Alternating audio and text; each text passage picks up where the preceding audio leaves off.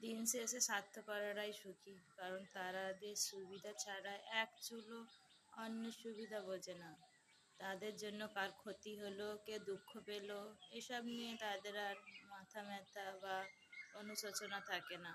তারা অনায়াসে নিশ্চিন্তে ঘুমাতে পারে। যে মানুষটা আপনাকে মানসিক শান্তি দেয়, আপনার মন খারাপের পাশে থাকে, আপনাকে সবচেয়ে বেশি বোঝে, দেখবেন সেই মানুষটার সাথেই বারবার আপনার সম্পর্ক নষ্ট হচ্ছে। যে কোনো কারণে দূরত্ব বেড়ে যাবে।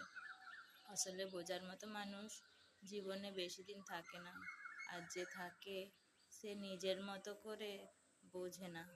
ঠকে গিয়ে বুঝলাম কাউকে এত সহজে আপন করতে নেই। অন্যের সফলতায় হিংসা করা মানুষ কখনোই নিজের জীবনে সফল হতে পারে না। আপনার হাসি খুশি মনটাকে বিষণ্ণতাতেই ছেড়ে দিতে কাছের মানুষটাই যথেষ্ট। ততটা বোঝার পর দেখলাম জমানো বলতে আমার দুঃখগুলোই আছে। দুনিয়ার সবচেয়ে দামি জিনিস হচ্ছে বিশ্বাস। এটা একবার ভেঙে গেলে জোড়া লাগে না। মানুষের ওপরে আবারও সৃষ্টি হয় না। আবার সবাই সবাইকে বিশ্বাস করেও না। অথচ এই দামি ব্যাপারটায় একজন মানুষ আপনাকে করেছে।